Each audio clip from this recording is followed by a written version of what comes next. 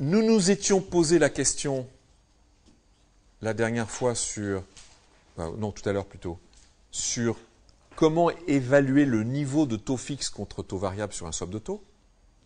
Là, on peut se poser la question légitime, comment on va déterminer la prime que devrait payer l'acheteur de protection pour être protégé? C'est quoi l'ordre de grandeur de cette prime? Eh bien, je dis, cette prime, en nombre de points de base par an, est voisine du spread de crédit que je vais trouver sur les obligations. Qu'est-ce que c'est que le spread de crédit sur les obligations de l'entreprise? C'est l'écart entre la rémunération offerte par les obligations d'État de même maturité et la rémunération offerte par l'obligation d'entreprise Peugeot. D'accord? Pourquoi c'est voisin? Exemple. Imaginez que l'obligation Peugeot, donc là pour l'instant, j'ai mis Peugeot sans aucune relation, je l'ai mis dans un coin intentionnellement pour bien montrer que ce contrat-là, Peugeot n'est pas partie de ce contrat, Peugeot est juste utilisé comme référence, et vous voyez que l'acheteur de protection peut acheter la protection même sans être exposé sur Peugeot. Il n'a pas besoin d'être exposé sur Peugeot. Okay. Maintenant, faisons l'hypothèse qu'il est vraiment exposé sur Peugeot, c'est-à-dire que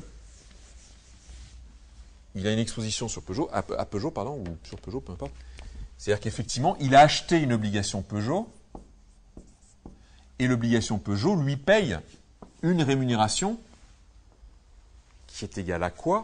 La rémunération sur l'obligation, c'est un taux d'intérêt qui est égal à l'État plus un spread.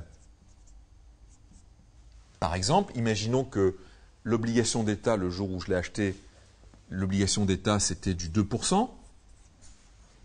C'était il y a longtemps. Hein. Plus un spread de, je sais pas moi, 0,7%.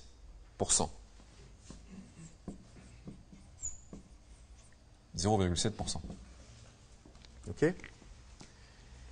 Eh bien, cette opération où l'investisseur reçoit État plus 0,7, donc dans mon exemple 2,70, et qui rentre dans un dérivé de crédit dans lequel il paye, par exemple ici, une prime plus faible, notre investisseur, il est super content de ce truc-là. Il dit, c'est génial, sur l'obligation, je reçois État plus 0,7, et ça me coûte que 0,5 pour me protéger. Donc en net, j'ai État plus 0,2. Génial. Pour un risque État, mais j'ai plus de risque sur Peugeot. Fantastique. Conclusion.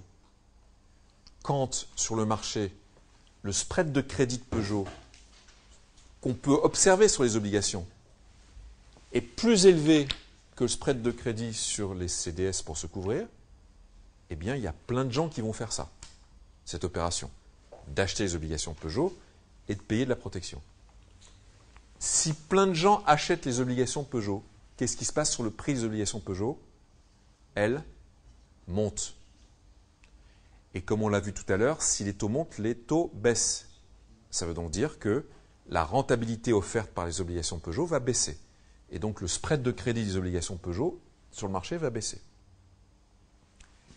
Également, s'il y a plein de gens qui viennent payer de la protection, enfin acheter de la protection, payer de la prime pour se protéger, en face, les vendeurs, ils vont dire « T'en veux combien? 100 millions. Ok, d'accord. T'en veux combien? À nouveau 100 millions? Ah bah ça va plus être 0,50. Ça va être un peu plus.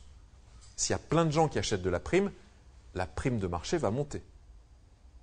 Donc vous voyez, s'il y a plein de gens qui font cette opération-là, le 0,70 qui était plus élevé que le 0,50 baisse et le 50 remonte jusqu'à ce que ça s'équilibre à peu près. D'accord? Donc tout ça pour vous dire, en GFN 204, on regarde ça de manière beaucoup plus précise, mais là on est en 206. Donc on est plus généraliste. Tout ça pour dire que grosso modo, il y a des tas de raisons qui expliquent les écarts, mais grosso modo, le spread de crédit sur les dérivés de crédit est voisin du spread de crédit sur les obligations d'État.